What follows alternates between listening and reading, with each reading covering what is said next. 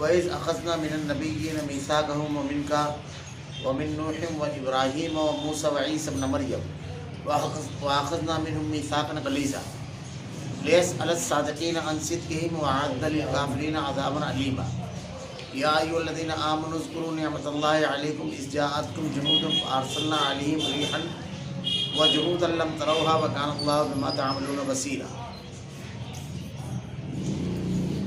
وَإِذْ جَاءَكُم مِّن فَوْقِكُمْ وَمِنْ أَسْفَلَ مِنكُمْ وَإِذْ زَاغَتِ الْأَبْصَارُ وَبَلَغَتِ الْقُلُوبُ الْحَنَاجِرَ وَتَظُنُّونَ بِاللَّهِ الظُّنُونَ هُنَالِكَ ابْتُلِيَ الْمُؤْمِنُونَ وَزُلْزِلُوا زِلْزَالًا شَدِيدًا جبکہ ہم نے تمام نبیوں سے عہد لیا اور بالخصوص آپ سے اور نوح سے اور ابراہیم سے اور موسیٰ سے اور مریم کے بیٹے عیسیٰ سے اور ہم نے ان سے پختہ عہد لیا تاکہ اللہ سچوں سے ان کی سچائی کے بارے میں دریافت فرمائے اور کافروں کے لیے اس نے المناک عذاب تیار کر رکھے ہیں۔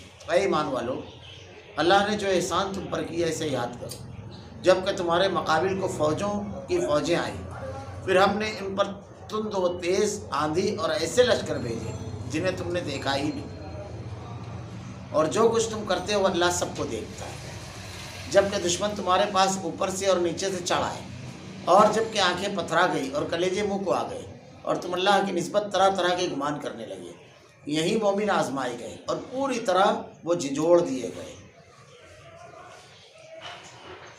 وَإِذْ أَخَذْنَا مِنَ النَّبِيِّينَ مِيثَاقَهُمْ وَمِنْكَ وَمِنْ نُوحٍ وَإِبْرَاهِيمَ وَمُوسَىٰ وَعِيسَىٰ ابْنَ مَرْيَمَ وَأَخَذْنَا مِنْهُمْ مِيثَاقًا غَلِيظًا اور جب ہم نے تمام نبیوں سے عہد لیا بالخصوص آپ سے اور نوح سے اور ابراہیم اور موسیٰ سے اور مریم کے بیٹے عیسیٰ سے اور ہم نے ان سے پختہ عہد لیا۔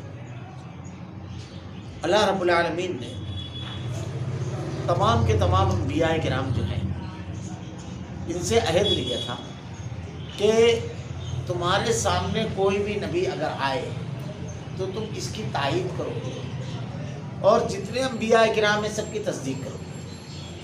اسی لیے آپ دیکھیے کہ انبیاء کرام جو ہیں ہر نبی اپنے پچھلے نبی کی تصدیق کرتا ہے، اور اللہ تعالیٰ نے یہ عہد ان سے قرآن میں یہ سورہ آل عمران کے اندر یہ بحث گزر چکی، وَإِذْ أَخَذْنَا مِيثَاقَ النَّبِيِّينَ، کہ اللہ رب العالمین نے تمام نبیوں سے یہ عہد لیا تھا، اور اللہ کے نبی صلی اللہ علیہ وسلم سے بھی کہ اللہ کے جو رسول آئیں گے ان کی آپ لوگ تصدیق کریں۔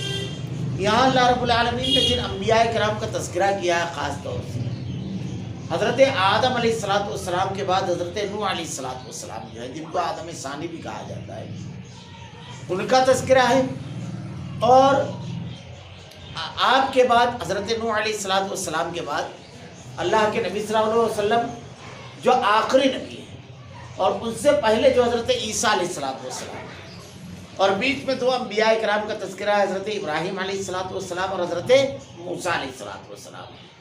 ان 5 انبیاء کرام کو اولو العزم انبیاء کرام ہیں۔ انبیاء کرام یوں تو اللہ رب العالمین کے سب پیغام پہنچانے والے ہیں، لیکن اللہ رب العالمین نے کچھ فضیلتیں الگ الگ عطا فرمائی ہیں۔ تو یہ 5 انبیاء کرام جو ہیں حضرت نوح علیہ السلام، حضرت ابراہیم علیہ السلام، حضرت موسیٰ علیہ السلام، حضرت عیسیٰ علیہ السلام، اور اللہ کے آخری نبی حضرت محمد صلی اللہ علیہ وسلم، یہ اولو العزم انبیاء کرام ہیں۔ ان لوگوں سے عہد لیا اور تاکہ اللہ ان سچوں سے ان کی سچائی کے بارے میں دریافت فرمائے، اور کافروں کے لیے اس نے المناک عذاب تیار کر رکھا ہے۔ اللہ رب العالمین قیامت کے روز، یہاں پر بعض مفسرین نے لکھا اس سے یہ بھی مراد ہے کہ تمام انبیاء کرام کو جمع کرے گا، یوم یجمع اللہ الرسل فیقول ماذا اجبتم قالوا لا علم لنا، تمام نبیوں کو اس روز جمع کرے گا، یوم یجمع اللہ الرسل فیقول، ان سے پوچھے گا ماذا اجبتم قالوا لا علم لنا، کیا جواب دیا تھا تم کو تمہاری قوم کے لوگوں نے؟ تو کہیں گے کہ اللہ رب العالمین سے انک انت علام الغیوب، سارے غیب کا جاننے والا تو ہے، ساری چیزیں تیرے سامنے ہے رب العالمین۔ اللہ رب العالمین ان سے پوچھے گا، سوال کرے گا کیا تم نے اپنا پیغام پہنچا دیا تھا جو میں نے تم کو بھیجا تھا؟ انبیاء کرام کہیں گے رب العالمین سے جی۔ اللہ کے نبی صلی اللہ علیہ وسلم حجۃ الوداع کے موقع پر آپ نے 3 مرتبہ سوال کیا پوری امتیوں سے، کیا میں نے تم کو پیغام پہنچانے دیا؟ سب نے اقرار کیا ہاں اللہ کے نبی پہنچا دیا۔ تو تو قیامت کے روز جب اللہ کے جناب میں کھڑے ہوں گے تو جن لوگوں نے اس پیغام کو پہنچایا ہے وہ اللہ کے جناب میں سرخرو ہے۔ اس میں انبیاء کرام کے ساتھ ساتھ دعوت کا کام کرنے والوں کے لیے بھی بہت بڑی بشارت ہے کہ روز محشر اللہ رب العالمین ان سے سوال کرے گا کہ تم نے اللہ کا پیغام جس پر تم خود بھی عمل کرتے تھے لوگوں تک پہنچایا؟ وہ کہیں گے رب العالمین ہم نے کما حقہ ادا کیا اور پہنچایا، اب ہمارا کام پہنچانا ہے، ہدایت دینا نہ دینا اللہ رب العالمین کا کام ہے، ماننا نہ ماننا جس کو آپ پیغام پہنچا رہے ہیں اس کا ہے۔ ہماری جو ذمہ داری ہے وہ یہ کہ ہم صرف حق کو لوگوں تک پہنچائیں، اس کے متحمل ہیں، کسی کے اوپر ہم نگراں بنا کر کے بھیجے نہیں گئے۔ انبیاء کرام نے اس حق کو اسی طرح پہنچایا، اور داعی کے اندر جب یہ ایک مزاج بن جاتا ہے کہ مجھ کو حق بات سچائی پہنچانا ہے، بس یہ اس کا مزاج، قبول کریں نہ کریں، حالات تبدیل ہو نہ ہو، ان تمام کی ذمہ داری اس کو نہیں۔ انک لا تہدی من احببت ولکن اللہ یہدی من یشاء، ہدایت دینا یہ اللہ رب العالمین کا کام ہے۔ لیس لک من الامر شیء، کوئی اختیار کسی کو نہیں دیا گیا ہے۔ حضرت نوح علیہ السلام کی سیرت اگر آدمی پڑھے تو آپ 950 سال تک اپنی قوم کو توحید کی دعوت دیتے رہے۔ قرآن کے الفاظ ہے لیل و نہارا، میں نے رات اور دن، تنہائی اور مجلس، ہر جگہ ان کو پہنچایا، ہر جگہ ان کو سمجھایا، بتایا۔ انتہائی محدود لوگوں نے اس کو قبول کیا، حتیٰ کہ آپ کا بیٹا خود نافرمانوں میں سے۔ لیکن اتمام حجت کر دیا حضرت نوح علیہ السلام نے، تو ہمارا کام ہے پہنچا دینا۔ پھر اللہ رب العالمین نے وہ جو نافرمان ہے، جو اللہ کے احکامات کو نہیں مانیں گے، ان کے لیے اللہ رب العالمین نے دردناک عذاب تیار کر رکھا ہے۔ دنیا کے اندر بھی اللہ کی مدد اہل ایمان کو، اور آخرت کی نصرت تو بالکل صاف اللہ نے اعلان کر دیا، بالکل صاف۔ دنیا میں کبھی آزمائش اور امتحان بھی آتا ہے، لیکن اہل ایمان جب اس کے اوپر ڈٹے رہتے ہیں مشکل ترین حالات میں، تو کیا ہوتا ہے؟ اس کے فوراً بعد ایک بہت بڑے واقعے کی طرف اشارہ کیا گیا ہے۔ میں نے ابتدا میں بالکل کہا تھا کہ اس سورت کا نام سورہ احزاب جو ہے، تو اس میں غزوہ احزاب کا تذکرہ اللہ رب العالمین نے کیا، جس کو ہم غزوہ خندق بھی کہتے ہیں۔ یہاں اللہ تعالیٰ نے اسی کو پیش کیا، یا ایھا الذین آمنوا اذکروا نعمت اللہ، اے ایمان والو اللہ نے جو احسان تم پر کیا اسے یاد کرو۔ علیکم اذ جاءتکم جنود فارسلنا علیہم ریحا وجنودا لم تروها وکان اللہ بما تعملون بصیرا، جب کہ تمہارے مقابل فوجوں کی فوجیں آئی۔ غزوہ احزاب میں یہ غزوہ جو تھا، یہ اتنا زبردست غزوہ اسلامی تاریخ کا کہ اس غزوے میں جو صورت حال بنی تھی، اگر آپ پوری تاریخ کا مطالعہ کریں تو اللہ نے خود اس کا منظرنامہ پیش کیا ہے کہ کیسی صورت حال تھی۔ یعنی یہودی جو تھے، ان کے 3 قبیلے مدینہ میں تھے، بنو قینقاع، بنو نذیر اور بنو قریظہ۔ تو بنو نذیر اور بنو قینقاع جو تھے، بدعہدی کی وجہ سے ان لوگوں کو یہ سزا دی گئی تھی کہ یہ لوگ مدینہ کی بستی خالی کرتے تھے، بار بار بغاوت اور سرکشی کرتے تھے، بار بار معاہدے کی خلاف ورزی کرنا، اور مسلمانوں کے خلاف کچھ نہ کچھ اقدام بہرحال ان کا جاری رہتا تھا، کچھ نہ کچھ۔ تو ان لوگوں نے آپس میں مل کر، اس میں اللہ کے نبی صلی اللہ علیہ وسلم کی جو زوج ہماری ماں حضرت صفیہ جو ہے، ان کے والد حی بن اختب، بہت بڑے یہودی عالم، بہت بڑا یہودی عالم، اور انہی کا واقعہ ہے کہ ایک مرتبہ یہ اپنے باغ میں بیٹھے ہوئے تھے، اور ان کی بیٹی حضرت صفیہ جو اللہ کے نبی صلی اللہ علیہ وسلم کی زوج ہے، وہ بیان کرتی ہیں کہ میں چھوٹی تھی تو میرے چچا جب میرے گھر میں داخل ہوتے تو سب سے پہلے میری طرف متوجہ ہوتے تھے، مجھ سے محبت کا مظاہرہ کرتے، اپنائیت کا مظاہرہ کرتے، اس کے بعد کوئی چیز کرتے۔ ایک روز میں اپنے والد کے پاس بیٹھی ہوئی تھی باغ میں، اور اپنے کام میں مشغول رہی تھی، کھیل رہی تھی۔ میرے والد بیٹھے ہوئے تھے، میرے چچا داخل ہوئے باغ میں، اور جب باغ میں داخل ہوئے وہ تو سیدھا میرے والد کے پاس آئے، اور ان کا چہرہ بالکل تبدیل تھا۔ میرے والد کی طرف آئے اور میرے والد صاحب سے گفتگو کرنے لگے۔ یہ میرے لیے بالکل خلاف واقعہ بات تھی، کیونکہ جب وہ میں ان کے سامنے ہوتی تو سب سے پہلے مجھ کو توجہ دیتے تھے، لیکن میری طرف دیکھا بھی نہیں۔ حیرانی ان کے چہرے سے بالکل آیا تھی۔ میرے والد نے پوچھا کیا معاملہ ہے؟ وہ خود بھی بہت بڑے عالم تھے یہودی، اور ان کے والد تو سربراہ جو سردار علماء ہوتے ہیں اس میں تھے۔ हाई बिन उख्तुब। तो इनके वालिद ने पूछा हजरत सफिया कि क्या मामला है? कहा ये वही नामूस है जिसका हम तज़किरा अपनी किताबों में पाते हैं। कहा तुमने अच्छी तरह देखा? कहा हाँ, तमाम अलामतें जो आखिरी नबी की बयान की गई है सब के सब इनके अंदर मौजूद है। इनके चचा कहते हैं किनसे? इनके वालिद से। यहूदियों के बेशुमार वाक़यात हैं, कई वाक़यात जो है जिनका तज़किरा वो लोग अल्लाह के नबी के आने से पहले औस और खजरत के जो कबीले थे उनसे कहते थे कि एक नबी मबऊस होने वाला है जो करीब आएगा और अलामतों के मुताबिक इसी बस्ती की तरफ वो हिजरत करेगा, और जब यहाँ आएंगे वो तब उनके ऊपर ईमान लाएंगे और तुम लोगों से जिहाद करेंगे, क़िताल, और तुम्हारे ऊपर हुकूमत करेंगे, तुमको अपना मातहत बनाएंगे। अल्लाह के नबी सल्लल्लाहु अलैहि वसल्लम हज के मौके पर और जब काफिले आते तो उनको जाकर के अल्लाह का दीन और दावत पहुँचाते, तो मदीना के लोगों के सामने जब दावत आपने रखी तो कहा ये तो वही नामूस है जिसका तज़किरा अक्सर यहूदी लोग करते हैं, वो सबकत न ले जाए हम बड़े। आपने तालीमात बयान की, उन्होंने सुना, और बाद लोगों ने तीन लिखी है, बाद में दो बैत हुई, बैत अक़बा ओला, बैत अक़बा सानी, और आपके ऊपर ईमान लिया। यहूदियों के ये वाक़यात भी हैं कि हज़रत उमर रज़ी अल्लाह तआला अन्हु ने एक मरतबा कसम देकर के यहूदी के एक मजमे से पूछा था कि अल्लाह की कसम देकर के तुमसे सवाल करता हूँ कि या ये अल्लाह के नबी नहीं है जिनका तज़किरा तुम्हारी किताबों में? कहा आपने बहुत बड़ी कसम दी। बिल्कुल सही बात है कि अल्लाह के वही रसूल, अल्लाह के नबी के पास आए यहूदी लोग, कई मौके पर सवालात किए, अल्लाह के नबी ने बिल्कुल दुरुस्त जवाबात दिए, लेकिन उसके बावजूद ईमान नहीं कबूल किया। अल्लाह कुरान में कहता है लज़ीना आतैनाहुमुल किताब यारिफूना कमा यारिफूना अबनाअहुम। ऐ नबी, ये तुझको ऐसे पहचानते हैं जैसे अपने बेटों को, बाप बेटों को पहचानने में कभी चूकता नहीं है, ऐसे पहचानते हैं। तो हाई बिन उख्तुब से जब उनके भाई ने कहा ये वही नामूस है वही, तो इनके वालिद हजरत सफिया के ये क्या कहते हैं, अब क्या प्रोग्राम है? उनके चचा सवाल करते हैं इनके वालिद से क्या प्रोग्राम है? कहा मरते दम तक मुखालफत। ये यहूदियों का मिजाज था।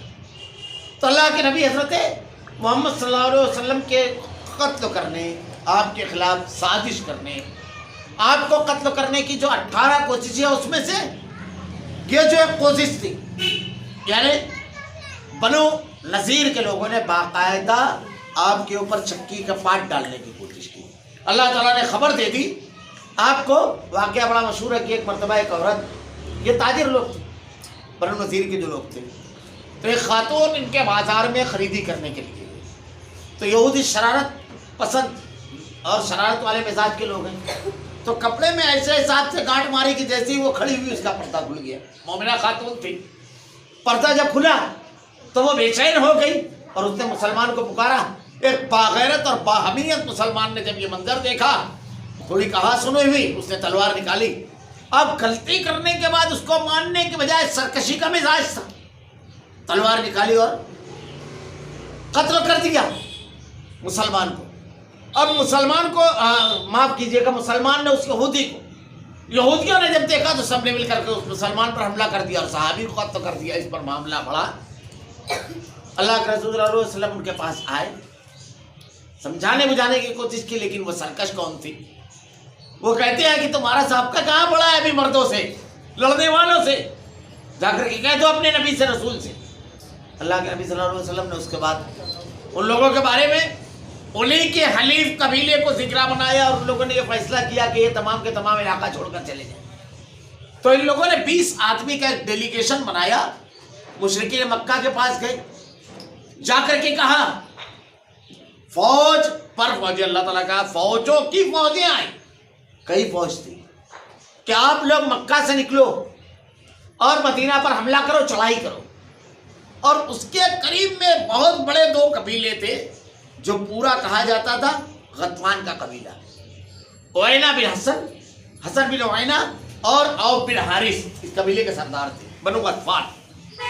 इस कबीले के लोगों से कहा, मदीना के अंदर एक कबीला मौजूद था बनु कुरैज़ा यहूदियों का, उनसे कहा कि तुम अंदर से बगावत कर देते, और मुनाफिकीन को अंदर से मिला लिया। अब सूरत हाल ये थी कि इतना बड़ा लश्कर मदीना पर हमला आवर हुआ, सब मिल करके मक्का के اطراف کے سارے قبیلے اور یہودی، اور پورا پروگرام تھا کہ مسلمانوں کو صفحہ ہستی سے مٹا دیا جائے، ختم کر دیا جائے۔ کل تعداد مسلمانوں کی سب ملا کر کے 3000 بنتی تھی کل تعداد، اور 10,000 کا لشکر جرار۔ اللہ رب العالمین نے اسی کی طرف منظر کشی کی ہے، اسی کا منظر پیش کیا ہے۔ کیا ایمان والو، اللہ نے جو احسان تم پر کیا جبکہ تمہارے مقابل فوجوں کی فوجیں آئیں، فوج در فوج، بڑا ہی ہیبتناک منظر تھا۔ 3000 مسلمان، جس میں بعض روایتوں میں 1400 مسلمان محاذ پر تھے، اور ایک مرحلہ تو ایسا تھا کہ اللہ کے نبی صلی اللہ علیہ وسلم کے ساتھ صرف 300 صحابہ کرام تھے، باقی سب طرف ادھر ادھر تھے، 300 صحابہ کرام۔ جب یہ لوگ حملہ آور ہوئے تو اللہ رب العالمین کی کیسی مدد آئی، اس کا تذکرہ یہاں پر ہے۔ پھر غزوے کی تفصیلات انشاءاللہ میں آئندہ درسوں میں بیان کروں گا، اس کی جو تفصیلات ہے کہ اس میں کیا کیا ہوا تھا۔ اللہ رب العالمین ارشاد فرماتا ہے کہ جب یہ غزوہ ہوا تو اللہ تعالیٰ ارشاد فرماتا ہے اِذْ جَاءَتْكُمْ جُنُودٌ فَأَرْسَلْنَا عَلَيْهِمْ رِيحًا وَجُنُودًا لَمْ تَرَوْهَا، پھر ہم نے ان پر تیز و تند آندھی اور ایسے لشکر بھیجے جنہیں تم نے نہیں دیکھا۔ یہ اللہ کی مدد، اللہ رب العالمین کی مدد اہل ایمان پر جب آتی ہے تو اللہ کے بے شمار لشکری ہیں، بے شمار۔ کسی بھی ایک لشکری کو چھوڑ دیتا ہے تو دنیا کی یہ طاغوتی طاقتیں جو اپنے طاقت کے زوم میں کسی کو خاطر میں نہیں لاتی ہے، ان کو اپنی حیثیت و مقام سمجھ میں آ جاتا ہے کہ ساری قوت و طاقت اللہ رب العالمین کی۔ دنیا کے اندر ظلم کی انتہا ہو گئی، ایک معمولی سا جراثیم جس کا نام دیا گیا کرونا، عام لیبارٹری میں دکھائی بھی نہیں دیتا ہے، وہ نکلا جو لوگوں کا سڑکوں پر چلنا دو بھر کیے ہوئے تھے، جن لوگوں نے کیا تھا، جو حکمراں بنے ہوئے تھے، اپنی ہی گھر کی گلی میں باہر نہیں نکل رہے، مجلسوں میں نہیں جا رہے ہیں، گھروں کے باہر نہیں نکل رہے ہیں، خوف کا اور ہو کا عالم تھا، اور دنیا کی حکومتیں گھٹنے کے بل بیٹھ گئی۔ اور مجھ کو یاد اچھی طرح کہ انتہائی جدید ترقی یافتہ ملکوں کا سربراہ اس پیریڈ میں جب تقریر کرنے کے لیے کھڑا ہوا، جب روز لاشیں اٹھائی جا رہی تھی، تو تقریر نہیں کر پا رہا تھا، بلکہ آسمان کی طرف بار بار ہاتھ اٹھا کر کہہ رہا تھا کہ اب وہ جو بھی کرے گا وہ کرے گا۔ بے کسی اور کمزوری کا برملا اعتراف کر رہا تھا آدمی۔ بڑی بڑی قوتیں، ہمارے پاس یہ نہیں ہے، وینٹیلیٹر نہیں ہے، ہمارے پاس یہ نہیں ہے، ہمارے پاس وہ نہیں ہے۔ نارمل جب رہتے ہیں کبھی نہیں احساس ہوتا ہے کہ اللہ رب العالمین نے ایسی ہوا دی ہے کہ دنیا میں کوئی آج تک نہیں بولا ساتھ لینے کے لیے تھوڑی سی ہوا کم پڑ رہی ہے۔ ایک مخلوق اللہ رب العالمین نے چھوڑی تو دنیا کے ٹیکنالوجی سے بھرپور حکومتیں کہتی ہیں ہمارے پاس نہ اتنی مشین وینٹیلیٹر ہے، نہ اتنے آکسیجن سلنڈر ہیں، نہ اتنی ہاسپٹلز میں اتنے بیڈز ہیں۔ اللہ رب العالمین کی زمین پر کبھی تنگی نہیں محسوس کی انسان نے، لیکن سرکشی اور بغاوت اس میں تو اللہ رب العالمین نے یہ جو منظر کھینچا ہے کہ تم پر جب فوجوں پر فوجیں آئیں تو اللہ رب العالمین نے تیز و تند آندھی، اللہ تعالیٰ نے مدد کی۔ اللہ رب العالمین اپنے بندوں کی مدد کس طرح کرتا ہے، کبھی کچھ چیزیں بھیج کر کے، کبھی صلاحیتیں چھین کر کے، کبھی صلاحیتیں بڑھا کر کے۔ حضرت ابراہیم علیہ السلام کے معاملے میں دیکھیے، اس وقت تو جب حضرت ابراہیم علیہ السلام کو آگ میں ڈالا گیا تو وہ مرحلہ تھا کہ نمرود وقت کا بادشاہ، پوری قوم، حتیٰ کہ آپ کا گھرانہ بھی آپ کے خلاف۔ اللہ نے کیسی مدد کی؟ قُلْنَا يَا نَارُ كُونِي بَرْدًا وَسَلَامًا عَلَىٰ إِبْرَاهِيمَ، آگ کو سلامتی والی بنا دیا رب العالمین نے، ابراہیم کے لیے سلامتی والی ہو جا۔ آگ کو، آگ کے اندر جلانے کی صلاحیت، ہر اس چیز کو جس کے اندر جلنے کی صلاحیت اسے جلا دیتی ہے، لیکن اللہ رب العالمین نے اس سے وہ صلاحیت چھین لی۔ یہ اللہ کی مدد تھی۔ اللہ رب العالمین ساری توانائی موجود تھی، سب چیز خلاف تھی، لیکن اللہ کی مدد آئی۔ حضرت موسیٰ علیہ السلام کا واقعہ ہم پڑھتے ہیں، دریا اس کا کام ہے، پانی جب زیادہ ہوتا ہے تو آدمی اس میں جاتا ہے تو ڈوب جاتا ہے اگر وہ تیرنا نہیں جانتا ہوتا۔ وہی دریا رہ گزر اور راستہ بن گیا، اور اسی دریا میں فرعون پورے لاہو لشکر کے ساتھ غرقاب ہوا۔ حضرت موسیٰ علیہ السلام کی مدد اسی دریا نے کی 2 مرتبہ۔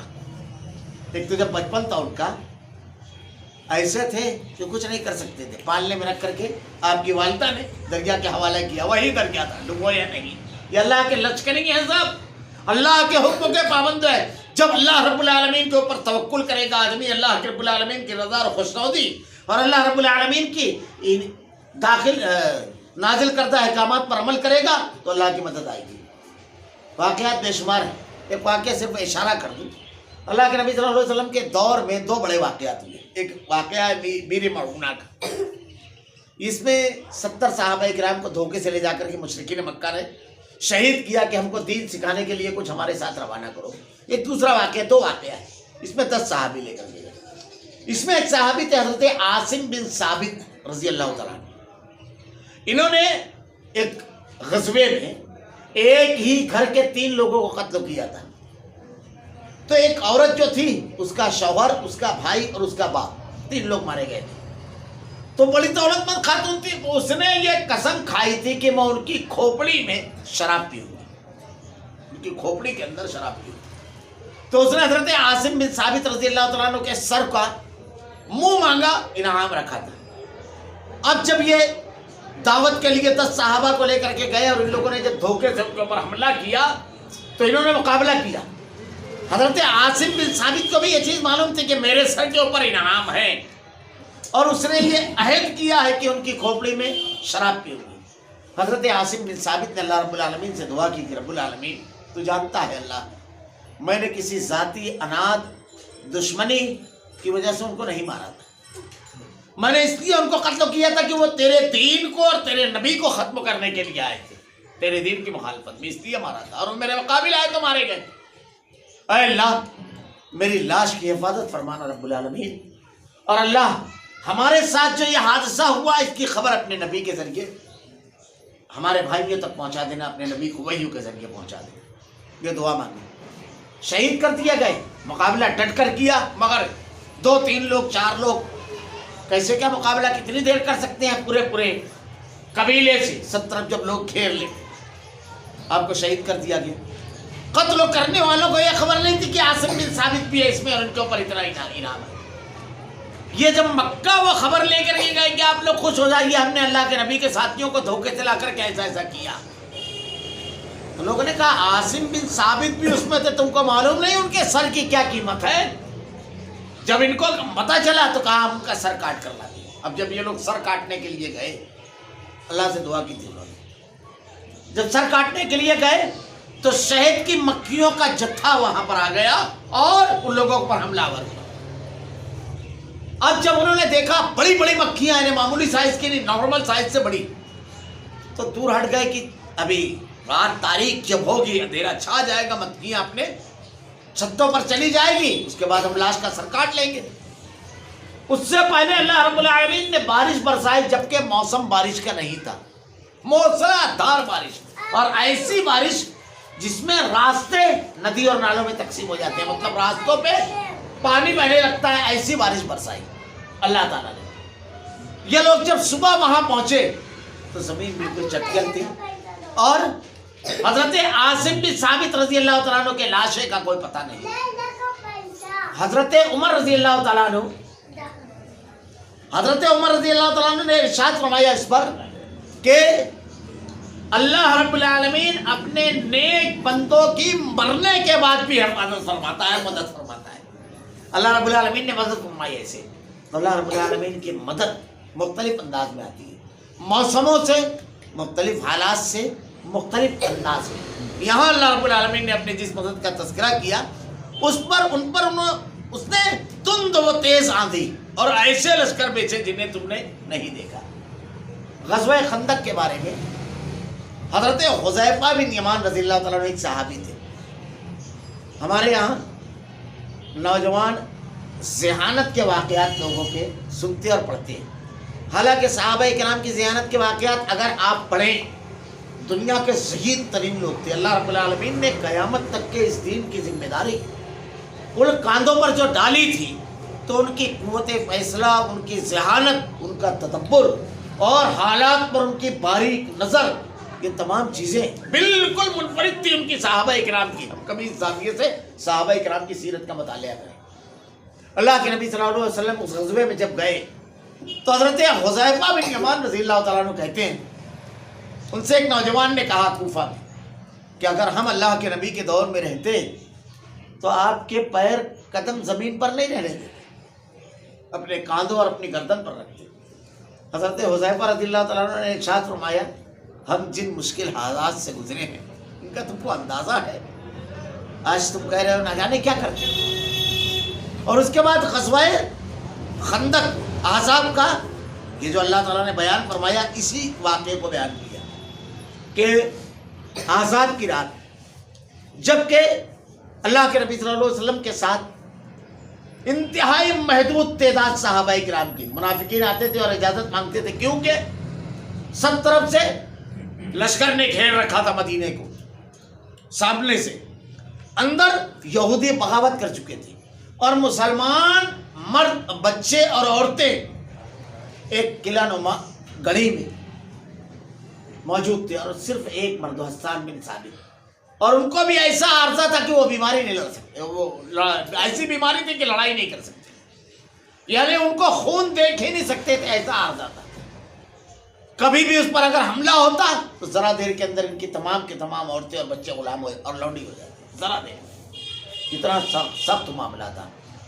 اسی میں ایک منافق کا جملہ ہے، وہ کہتا ہے کہ اللہ کے نبی تو کہتے تھے کہ تم کو کیسر و کسرا کے خزانے اللہ رب العالمین دے گا، یہاں یہ صورتحال ہے کہ ہم پاخانے کے لیے جاتے ہوئے خوفزدہ ہیں کہ کہیں مار نہ دیے جائیں، ہمارے گھر کھلے ہوئے۔ منافقین اجازت مانگتے اللہ کے نبی چھوڑ دیتے۔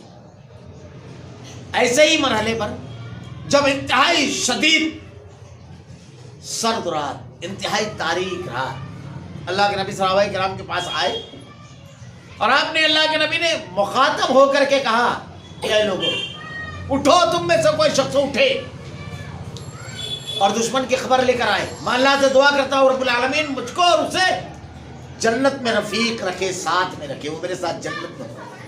3 مرتبہ آواز لگائی۔ حضرت حذیفہ بن یمان رضی اللہ تعالیٰ عنہ کہتے ہیں یہ وہ صحابہ کرام تھے جو ایک اشارے پر جان دے دیا کرتے تھے، لیکن رات اتنی تاریک تھی، سردی اتنی شدید تھی، ہوائیں اتنی تیز چل رہی تھی۔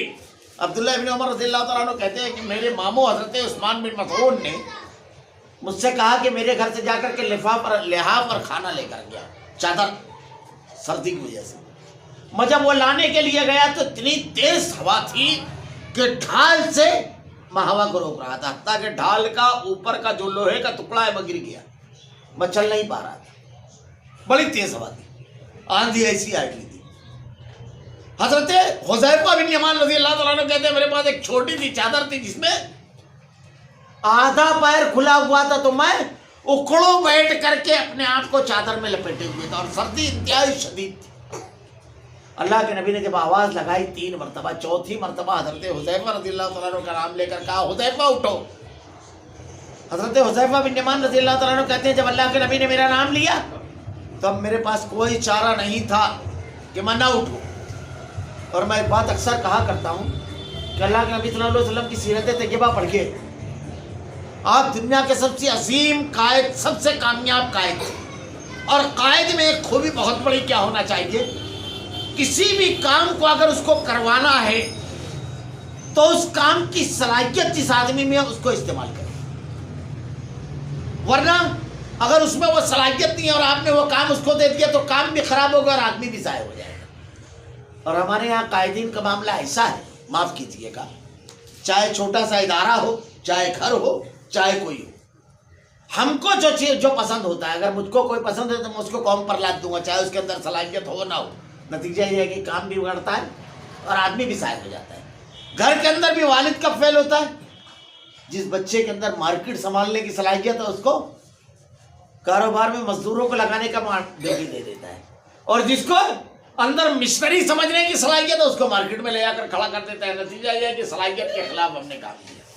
اللہ کے نبی صلی اللہ علیہ وسلم نے جو افراد کا انتخاب کیا ہے کسی بھی کام کے لیے، سیرت پڑھیے، اس میں آپ کو یہ چیز ملے گی، اور زندگی میں وہ شخص ہمیشہ کامیاب ہوگا جو صحیح فرد کو صحیح کام دے۔ حضرت حذیفہ بن یمان رضی اللہ تعالیٰ عنہ کو اللہ کے نبی صلی اللہ علیہ وسلم نے کہا حذیفہ اٹھو، اور جب آپ اٹھے تو کہا ادھر، جب آئے تو کہا جاؤ ہمارے لیے دشمن کے لشکر کی خبر لے کر آؤ۔ اور دیکھو اس کے علاوہ کچھ نہ کرنا، کچھ نہ کرنا۔ یہ جملہ کیوں کہا اللہ کے نبی صلی اللہ علیہ وسلم نے اور کس سے کہا؟ حضرت حذیفہ بن یمان رضی اللہ تعالیٰ عنہ کون تھے جانتے ہیں؟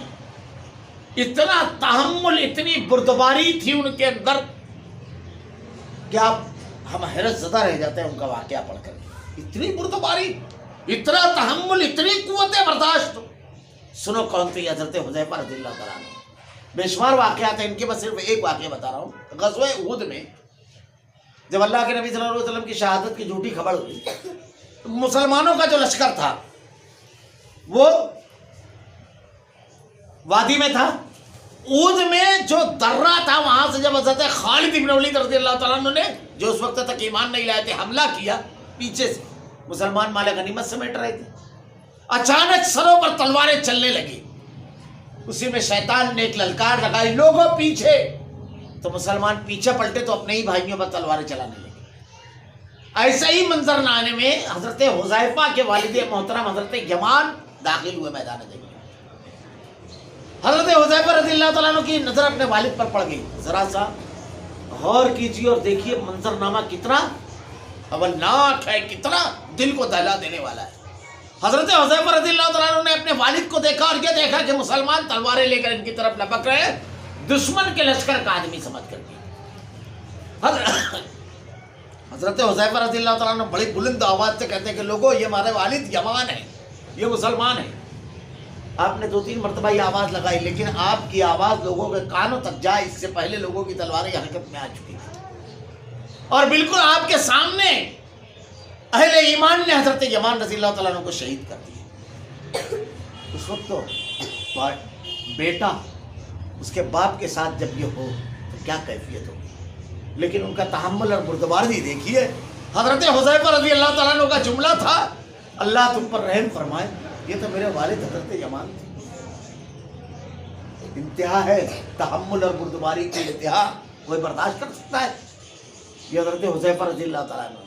صحابہ کہتے ہیں کہ ہم نے ان کے اندر صرف اور صرف خیر پایا، اتنی قوت برداشت کے مالک۔ یہ سب نہیں کہا، میں آواز دے رہا تھا کیا کر، کچھ نہیں، اللہ تم پر رحم فرمائے۔ غلطی ہوئی تو اپنے بھائیوں کے لیے دعا کی کہ اللہ تم پر رحم فرمائے، یہ مالک میرے والد یمان تھے۔ کیسا تحمل اور بردباری۔ ان کو اللہ کے نبی نے کہا کہ جاؤ کچھ نہ کرنا، صرف دشمن کی خبر لانا۔ حضرت حذیفہ رضی اللہ تعالیٰ عنہ کہتے ہیں سردی اتنی شدید تھی، لیکن اللہ کے نبی نے میرے لیے دعا کی کہ اللہ اپنے اس بندے کی دائیں بائیں آگے پیچھے ہر طرف سے حفاظت فرمانا رکھتا ہے۔ وہ کہتے ہیں کہ میری آدھی ٹانگیں کھلی ہوئی تھی، لیکن میں چلنا جب شروع کیا تو ایسا لگ رہا تھا میں جیسے کسی حمام میں، یعنی پیک جگہ پر چل رہا ہوں۔ میں جب دشمن کے لشکر میں گیا تو ابو سفیان کو اس سے پہلے جانتا نہیں تھا، جو پورے لشکر کا سپہ سالار تھا اور ایمان نہیں لائے تھے اس وقت۔ تو میں نے دیکھا کہ ہانڈیاں الٹ گئی ہیں، ہوا اتنی تیز ہے کہ خیمے اپنے مقام پر نہیں ہیں، سب پریشان ہیں، اور مختلف مقامات پر آگ جلا کر کے لوگ آگ کے گردوں، ہوا بہت زیادہ، سردی انتہائی شدید، آگ کے گردوں بیٹھے ہوئے ہیں، کھڑے ہوئے ہیں۔ میں بھی جا کر کے ایک الاؤ کے پاس بیٹھ گیا۔ اب میں جب وہاں بیٹھا تو ابو سفیان بڑے ذہین آدمی تھے، ان کو احساس ہوا کہ اس ہما ہمی میں محمد صلی اللہ علیہ وسلم کے لشکر کے کچھ لوگ ہمارے درمیان آ گئے، اس لیے ہر شخص اپنے بازو والے کو چیک کر لے۔ حضرت حذیفہ رضی اللہ تعالیٰ عنہ کہتے ہیں جیسے ہی یہ اعلان ختم ہوا میں نے بازو والے کی کلائی پکڑی اور اس سے پوچھا تیرا نام کیا ہے؟ وہ قبیلہ غطفان کے کوئی آدمی تھے، انہوں نے اپنا پورا ایڈریس بتا دیا۔ پوچھنے والے سے کوئی پوچھتا ہے، تب ہم لوگ آج کے واقعہ سن رہے ہیں تو ہم کو یعنی حاضر دماغی یہ سب تو سمجھ میں آتا ہے، لیکن ذرا غور کیجئے۔ آپ جانتے ہیں کسی بھی مقابلے میں کامیاب کون ہوتا ہے؟ جس کا ایکشن تیز ہو، اقدام تیز ہو۔ آپ پر کوئی حملہ آور ہو، آپ اس کے حملے سے پہلے آپ حملہ کر لیں، یہ ہے آپ کے حاضر دماغی ایسی چاہیے۔ حضرت حذیفہ رضی اللہ تعالیٰ عنہ نے صفائی نہیں دی، پلٹ کر فوراً کلائی پکڑی، سیکنڈوں میں آپ کے بازو والا سوال کرے اس سے پہلے آپ نے پوچھا، جواب دے کر وہ خاموش۔ اللہ کے نبی نے ایسے ہی نہیں چنا تھا حضرت حذیفہ رضی اللہ تعالیٰ عنہ کو کہ ایسا کوئی موڑ آئے گا کہ ایک دم تیز ایکشن لینے کی ضرورت پڑے گی، تو یہ صلاحیت ان کے اندر ہے۔ اب اس کے بعد حضرت حذیفہ رضی اللہ تعالیٰ عنہ کہتے ہیں کہ ابو سفیان اپنے اونٹ کو مار رہا تھا اور وہ بندھا ہوا تھا، اور کہہ رہا ہے کہ اب رکنے کے لیے کوئی گنجائش نہیں ہے، میں تو جا رہا ہوں۔ اس نے اونٹ کھولا، اگر میں تاک کر مارتا تو ابو سفیان کو مار دیتا، قتل تو کر دیتا، لیکن اللہ کے نبی کی زبان سے نکلے ہوئے الفاظ مجھ کو یاد تھے کہ کچھ نہ کرنا۔ یہ اتنی قوت برداشت کے آدمی تھے یہ کہ اپنے والد کی شہادت پر کوئی جملہ ان کی زبان سے نہیں نکلا تھا۔ تو اللہ کے نبی کی احکامات کی پاسداری کیسے کرنے والے تھے۔ اس کے بعد کہتے ہیں ایسی آندھی کہ ہانڈیاں الٹ گئی اور خیمے تنابیں اکھڑ گئی، جانور اور اتنی تیز سمجھ میں نہیں آ رہا تھا۔ اللہ تعالیٰ کہہ رہے ہیں ان پر تیز وطن تو آندھی اور ایسے لشکر بھیجے جنہیں تم نے دیکھا ہی نہیں۔ خوف اللہ نے طاری کر دیا۔ یہ اللہ رب العالمین کی ایک مدد رہتی ہے۔ خوف بھی پیچھے بھی طاری ہوا تھا، خوف سب لوگوں کو پر طاری ہو گیا تھا۔ دیکھیے خوف کیا چیز ہے۔ جب آدمی کے اندر خوف آتا ہے تو اس سے کیا ہوتا ہے، اس کا نقصان کیا ہے؟ اگر آپ مقابلہ کر رہے ہیں میدان میں، شکست اور فتح کوئی بات نہیں ہے، کبھی کوئی غالب آتا ہے، کبھی کوئی مغلوب ہوتا ہے، کسی بھی میدان میں اگر آپ ہار گئے، اگر آپ کے اندر حوصلہ باقی ہے، لڑنے کا جذبہ باقی ہے، آپ پلٹ کر وال کریں گے، پلٹ کر مقابلہ کریں گے، پلٹ کر تیاری کریں گے۔ لیکن ایک مرتبہ اگر حوصلہ ٹوٹ جائے، جنگ ہی ختم ہو جاتی ہے۔ اللہ رب العالمین نے ان کے دلوں میں خوف ڈال دیا، اور جب خوف پیدا ہوا تو پھر اس کے بعد جنگ لڑنے کا حوصلہ ہی ختم ہو گیا، اب جیتنے کا سوال ہی نہیں پیدا ہوتا۔ اللہ نے یہ دو ٹائپ کی مدد کی رب العالمین نے، اور اللہ رب العالمین اہل ایمان کی انتہائی مشکل حالات میں ایسے لشکریوں سے مدد فرماتا ہے جن کو ہم دیکھ نہیں پاتے۔ اس لیے کتنے بھی مشکل حالات، اس میں یہ سبق موجود ہے کہ ایسے حالات میں اللہ پر توکل کرنا اور دین پر جمے رہنا۔ اگر آدمی اللہ پر توکل کرتا ہے، اپنی جتنی کوشش ہے وہ کرتا ہے، تو اللہ رب العالمین ایسے لشکریوں سے ان کی مدد کرتا ہے۔ جو کچھ تم کرتے ہو اللہ سب دیکھتا ہے۔ حضرت حذیفہ رضی اللہ تعالیٰ عنہ کہتے ہیں جب واپس آیا میں اور اللہ کے نبی کے پاس جب پہنچا تو اللہ کے رسول صلی اللہ علیہ وسلم نماز میں مشغول تھے۔ یہ دیکھیے ہم لوگ کسی موقع پر کسی جگہ کوئی وفد بھیجتے ہیں کچھ مسئلہ کے لیے، کچھ لوگ کوشش کرتے ہیں، کچھ اللہ کے ذکروں میں مشغول ہیں۔ اللہ کے نبی نماز میں تھے، میں جب آیا تو اللہ کے رسول صلی اللہ علیہ وسلم نے مجھ کو اپنی ٹانگوں کے درمیان بیٹھایا اور چادر میرے اوپر ڈال دی، اور اس کے بعد حضرت حذیفہ رضی اللہ تعالیٰ عنہ کہتے ہیں کہ رات بھر کا جاگا ہوا تھا، بالکل آخر پہر میں پہنچا تھا، مجھ کو اچھی نیند آئی، میں سو گیا۔ اس کے بعد اللہ کے نبی صلی اللہ علیہ وسلم کی زبان اقدس سے نکلے ہوئے صاف جملے جو پتہ دے رہے تھے، کیونکہ میں تو خبر دے چکا تھا کہ پورا دشمن بھاگ چکا ہے، بھاگنے کی تیاری میرے سامنے تب کر رہے تھے، تو کہتے ہیں اللہ کے نبی کتنا پیارا انداز ہے اٹھانے کا، اے خوب سونے والے اٹھ۔ حضرت حذیفہ رضی اللہ تعالیٰ عنہ کہتے ہیں اس کے بعد میں اٹھا تو اللہ رب العالمین کی مدد ایسے آتی ہے۔ اللہ رب العالمین کے اوپر توکل کرنا اور اللہ رب العالمین کی مدد کے لیے جو کرنا ہے، مشکل ترین حالات میں بھی اسلام پر ایمان پر جمے رہنا اور وہ عمل کرنا جو اللہ رب العالمین کو راضی رکھے اور جو اللہ رب العالمین کی نازل کردہ احکامات کے مطابق ہو، تو پھر اللہ رب العالمین ہر حالات میں اپنے بندوں کی مدد فرماتا ہے۔ یہ جو فوجیں سب طرف سے آئی اس کی تفصیل انشاءاللہ العزیز اگلی آیت میں آئی ہے، پھر میں وہاں پر انشاءاللہ بتاؤں گا۔ اللہ رب العالمین سے دعا ہے کہ رب العالمین مشکل ترین حالات، نامساعد حالات میں، ہر قسم کے حالات میں رب العالمین تیرے نازل کردہ احکامات پر عمل کرنے کی توفیق دے الہ العالمین۔ اے اللہ نیک اعمال سے محبت پیدا فرما، گناہوں اور برائیوں سے نفرت پیدا فرما، جنت میں لے جانے والے اعمال کرنے کی توفیق دے۔ اے اللہ تیرے کلام کی آیتیں اور تیرے نبی کی حدیث کو ہمارا کردار و عمل بنا دے، ہمارا خاتمہ ایمان پر فرما۔ ربنا لا تزغ قلوبنا بعد إذ هديتنا وهب لنا من لدنك رحمة إنك أنت الوهاب۔ سبحانك اللهم وبحمدك أشهد أن لا إله إلا أنت أستغفرك وأتوب إليك۔